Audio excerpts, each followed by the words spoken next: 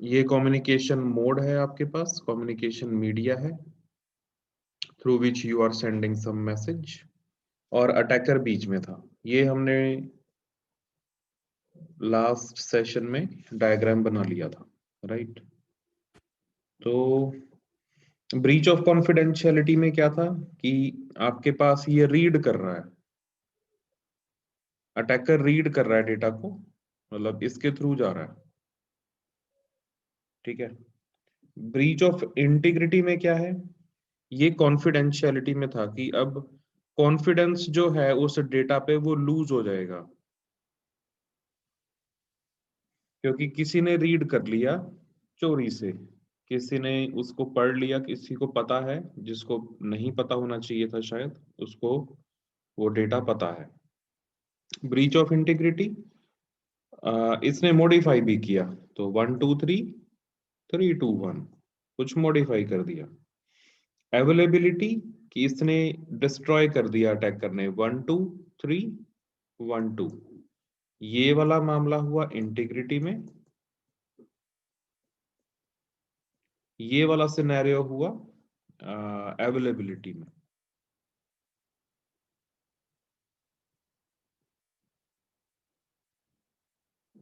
Availability, ठीक है। Theft of service में कि अगर कुछ रिसोर्सेज को ये कंज्यूम करता है, अटैकर जो है रिसोर्सेज को यूज करता है, लेट्स से अपना कोई प्रोग्राम पोर्ट कर देता है इसकी मशीन में, इसकी मशीन में अपना कोई प्रोग्राम पोर्ट कर दिया इसने, और वो इसके रिसोर्सेज को अनडाउटेडली इस मशीन के रिसोर्सेज को यूज करेगा। Machine resources at this machine, इसको यूज करेगा। रिसोर्सेज में आपके पास हार्डवेयर सॉफ्टवेयर रिसोर्सेज दोनों ही आगे, किसी को भी यूज कर सकता है, दोनों को भी यूज कर सकता है। Denial of service, DoS attack. Denial of service में आपके पास जो सर्वर है that will deny to serve, ये हमने किया था। सर्वर काफी सारे पिंग आ रही हैं इसके ऊपर, ये क्लाइंट्स हैं, ठीक है। सर्वर की कैपेसिटी है एक, लेट से 100 की कैपेसिटी है, तो ये 101 वाली को डिनाइल दे देगा, डिनाई कर देगा। डिनाइल हो जाएगा 101 के लिए, 102 के लिए, 103 के लिए। फिर जब 1 to 100 में से कुछ कोई प्रोसेस खत्म होगा, लेट से 90th प्रोसेस खत्म हो गया, तो फिर 101 को सर्व हो जाएगा। मतलब इस ये खत्म हो गया, ये 100 से एक माइनस हो गया, 99 रह गए। तो अब नेक्स्ट रिक्वेस्ट कोई भी 101 102 कोई भी जो प्रोसेस है that may serve, that can be served. इसके बाद आपके पास है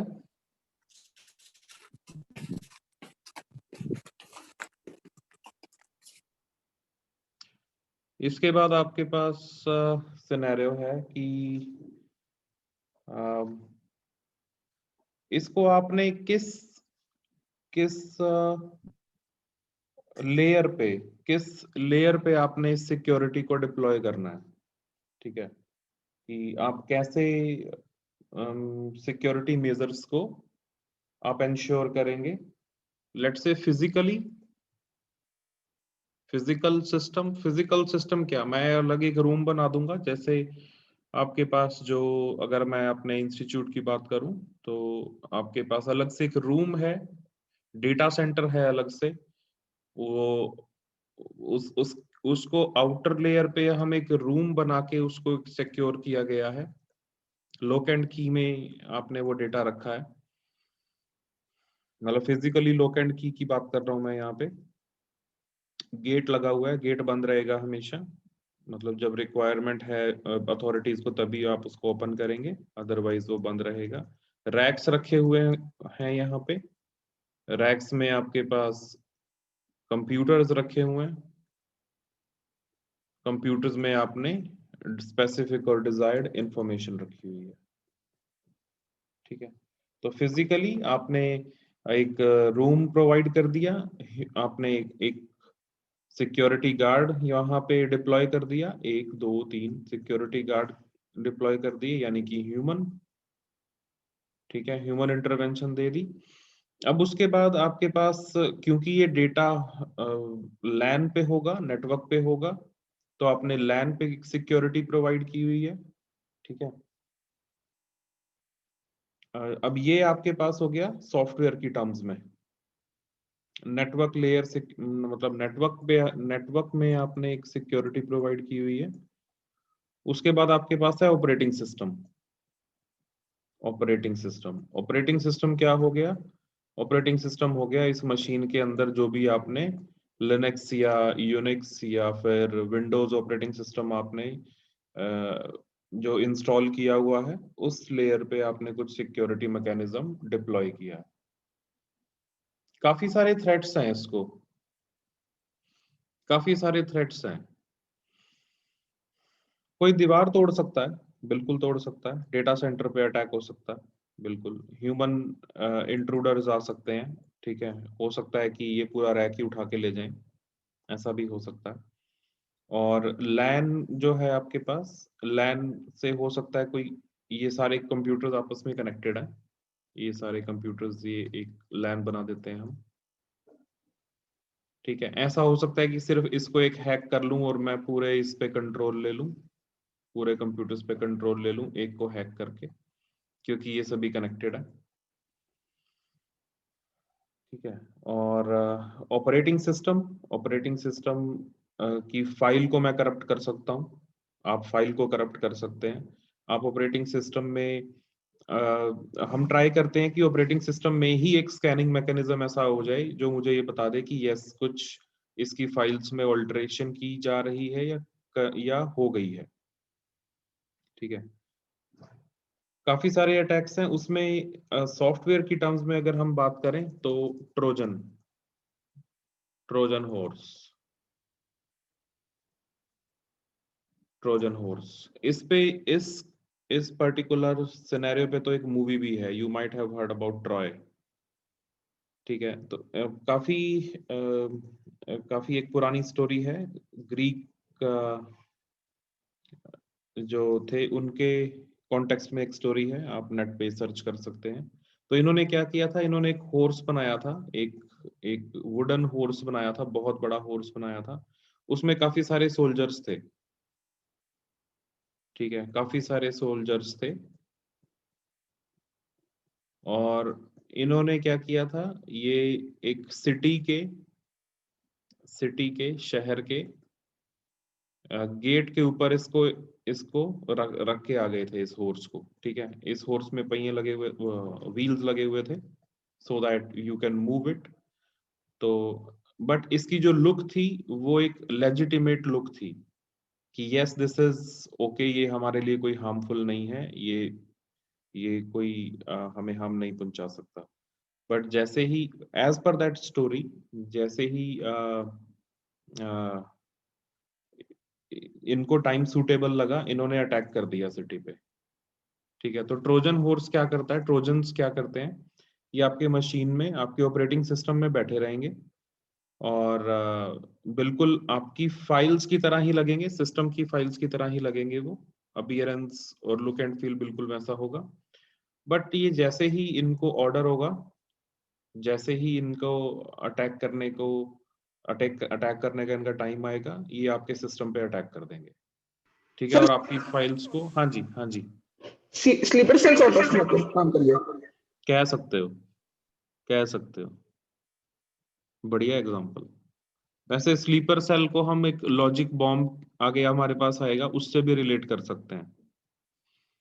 यहाँ भी हो सकता है क्योंकि लुक जो है वो लेजिटिमेट है, मतलब ऑथेंटिक लुक है, उसमें कोई ऐसा सिस्टम पहचान नहीं पाएगा कि ये मेरा जो है नुकसान कर रहे हैं या मेरे लिए नुकसान कर सकते हैं, ऐसा सिस्टम को पता नहीं चलेगा। तो जो सिटी के पास सोल्जर्स खड़े थे उनको पता नहीं लगा, ठीक है, उन्होंने इसको बॉदर ही नहीं किया, क्योंकि इसकी लुक ही ऐसी थी कि उनको लगा कि यस हमारे लिए गिफ्ट है, राइट।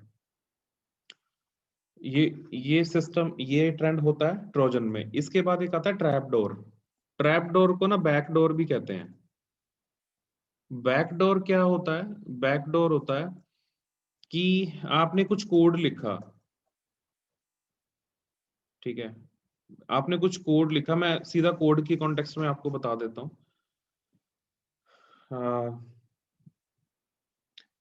आपने कुछ कोड लिखा है, कुछ ऑथेंटिक लेजिटिमेट कोड लिखा है, कुछ एक पर्टिकुलर प्रोसेस को, एक एप्लीकेशन के लिए कुछ कोड लिखा आपने, एप्लीकेशन को परफॉर्म करने के लिए या टास्क को परफॉर्म करने के लिए, या जॉब को एग्जीक्यूट करने के लिए, प्रोसेस करने के लिए कुछ कोड लिखा हुआ है। अब मुझे ये कोड सीधा यहाँ आपने कहा कि मेन यहाँ से रन करना शुरू कर दो। मैंने कहा कि मैं यहां से इसको ये पैटर्न नहीं फॉलो करूंगा 1 2 3 4 5 6, क्योंकि मुझे ये 4 मॉड्यूल चाहिए ही नहीं, ठीक है।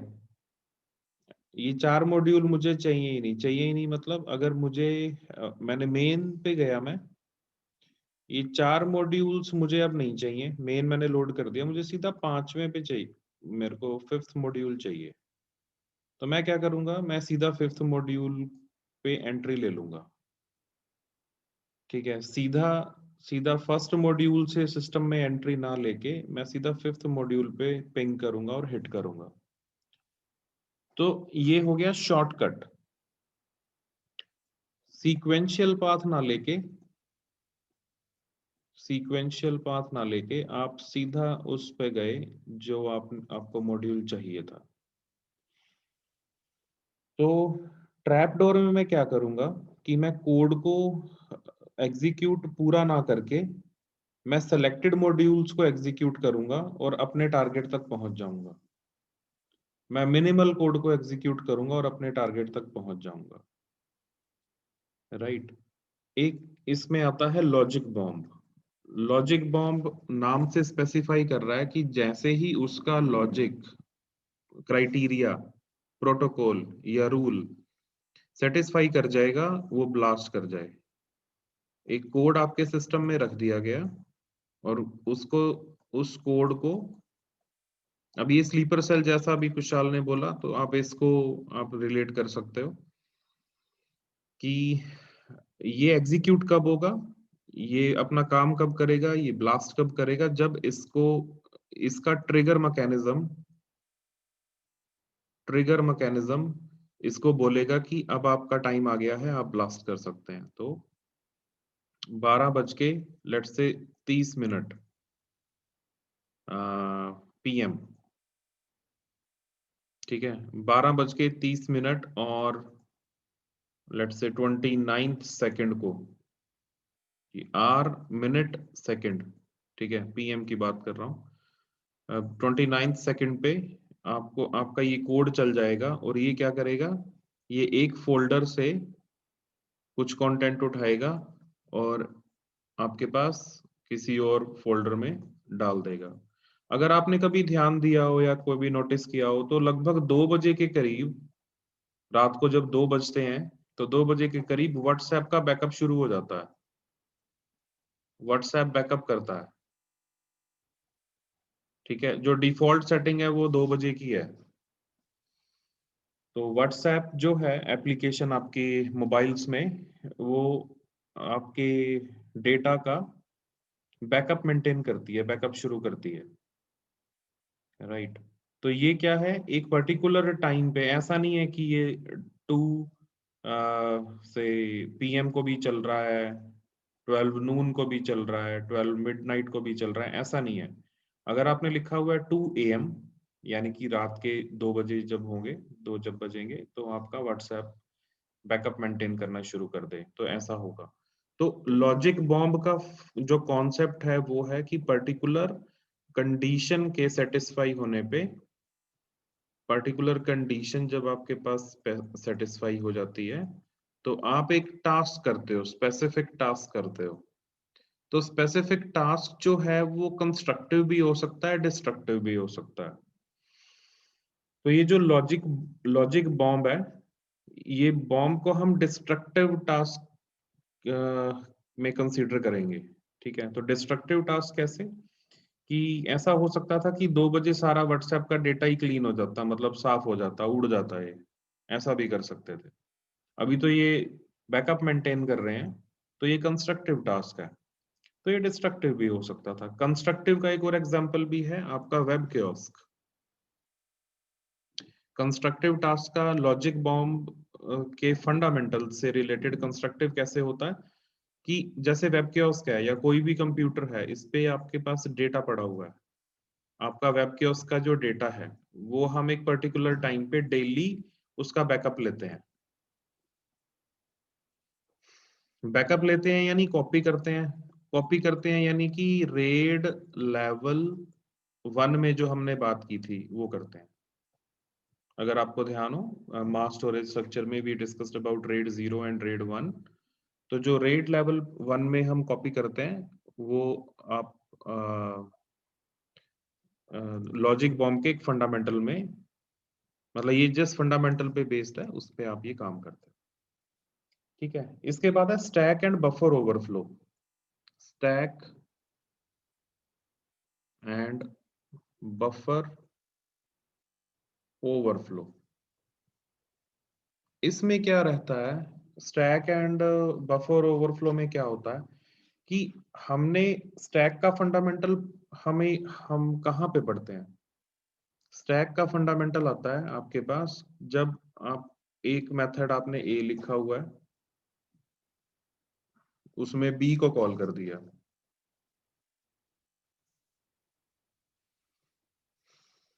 उसने सी को कॉल कर दिया, सी ने आगे फर्दर कॉल कर दिया, ऐसा अगर कुछ है तो मैं यहाँ पे सी पे ही एंड कर देता हूँ। चलो, तो सबसे पहले मेन था, फिर मेरे पास ए आ गया, फिर बी आ गया मेथड, और फिर सी आ गया। तो स्टैक का यूज कहाँ पे आपने किया? जब मेथड कॉल्स के बारे में, मेथड कॉल्स की एक चेन है, मेथड कॉलिंग का एक चेन बन गया, तो वहां पे आप इसको यूज करते हैं, राइट।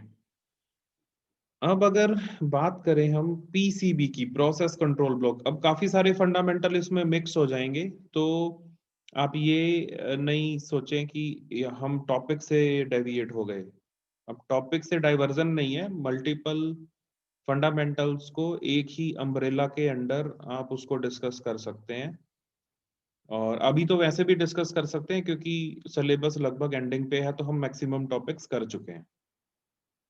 तो प्रोसेस कंट्रोल ब्लॉक में अगर आपको ध्यान हो तो क्या था, आप, आपके पास प्रोसेस की सारी इंफॉर्मेशन थी, फिर था कि ये एरिया, एरिया में मतलब मेमोरी, मेमोरी एरिया क्या लेगा उसके बारे में था।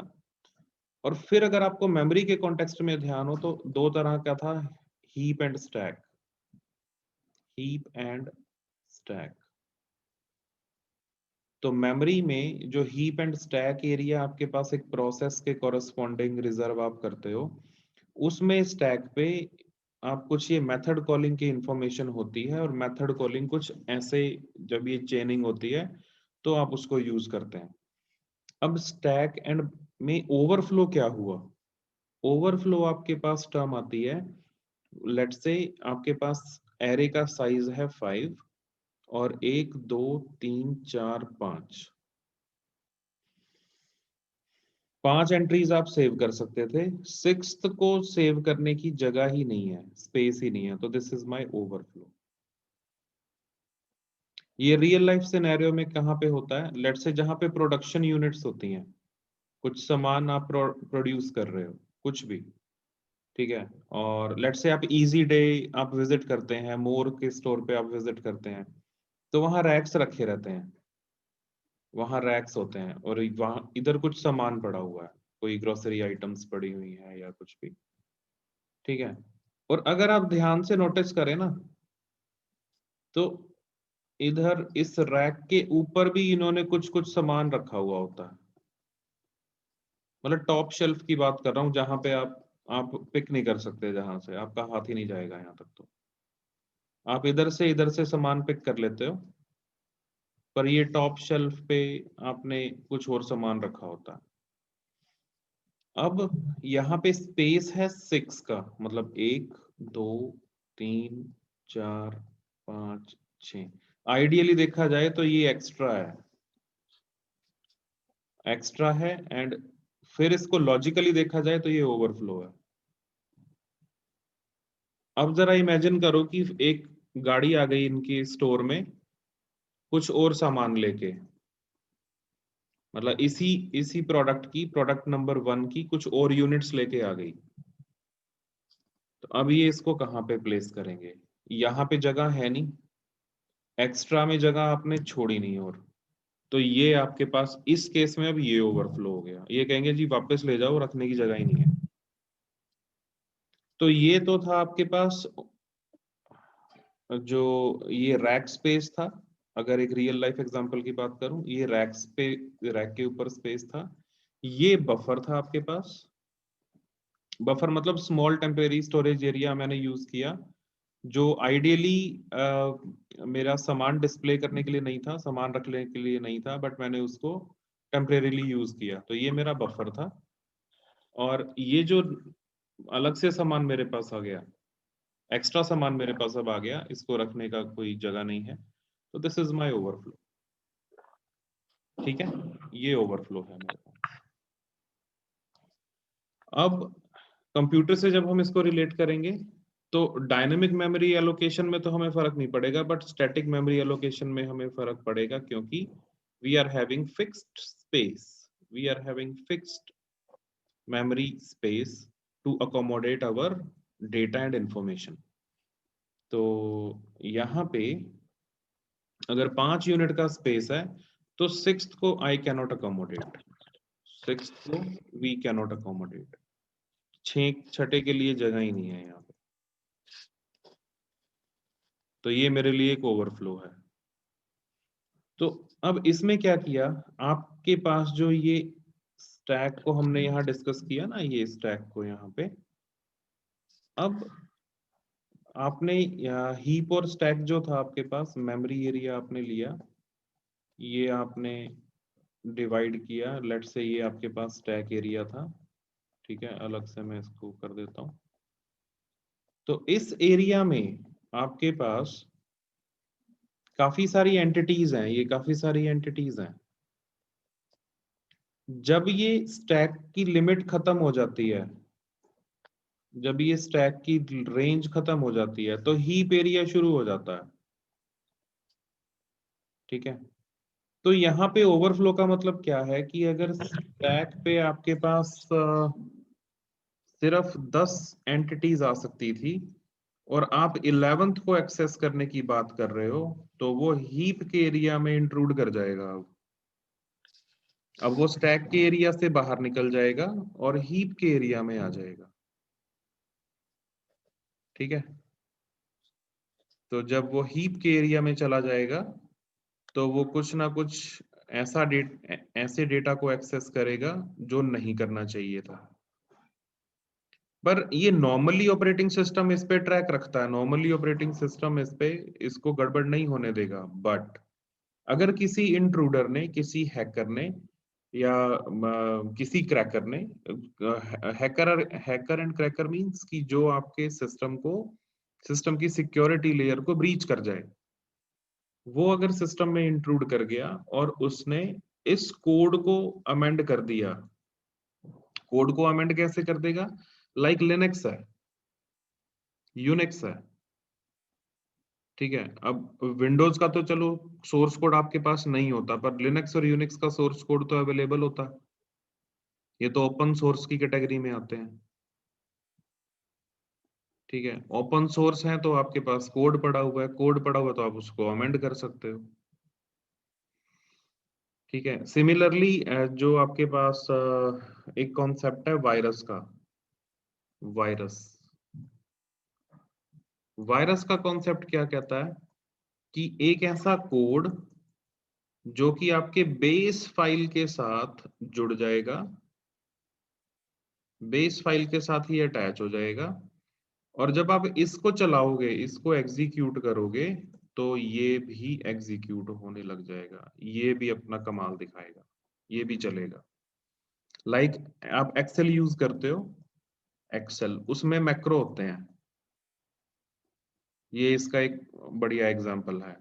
आपने एक्सेल की फाइल अगर आपने कभी ध्यान से देखी है तो वहां पे मैक्रोज होते हैं, मैक्रो में आप कोड लिख सकते हो।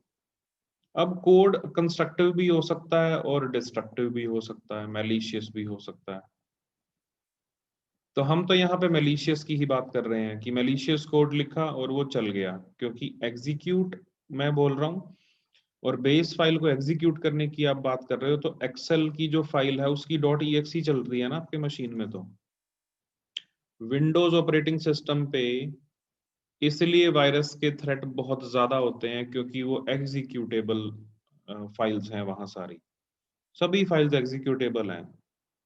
ठीक है, सभी फाइल्स एग्जीक्यूटेबल मतलब जितने भी प्रोसेसेस हैं, जितने भी जॉब्स हैं, जो टास्क आप कर रहे हो, वो सभी EXE हैं, एग्जीक्यूटेबल हैं। तो एग्जीक्यूटेबल के साथ अपना कोड अटैच कर देते हैं और उसको जब इसको बेस फाइल को चलाते हैं तो ये चल जाता है और ये आपके सिस्टम को इन्फेक्ट कर देता है, करप्ट कर देता है। तो इसको अगर चलाना हो तो हम कैसे इसको देख सकते हैं?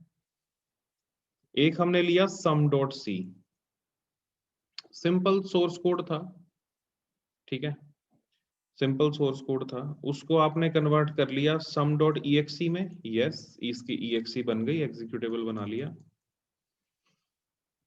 फिर इस exe को आपने इस exe को आपने ओपन किया। ऐसे ये नोटपैड या वर्ड पैड में नहीं ओपन होगी exe, आपने डीबगर में इसको ओपन किया। डीबगर में ओपन करने के बाद आपके पास ये बाइनरी कोड दिखा देगा आपको, बाइनरी कोड। आपके पास इसने बाइनरी कोड दिखा दिया। इस बाइनरी कोड में आपको पता है कि इन लाइनों पे क्या हो रहा है। आपने ये लाइंस चेंज कर दी और you replaced it with your on code. ये रहा, मैंने रेड से रिप्लेस कर दिया। ठीक है, रेड से रिप्लेस करके अब मैंने इसको बना दिया सम डैश या sum1.exe। ठीक है, और मैंने इसको डिस्ट्रीब्यूट कर दिया कि भाई ये सम का प्रोग्राम है, चला लो। अब जो जो इसको चलाएगा उसके मशीन पे ये कोड भी चलेगा, ये भी साथ चलेगा।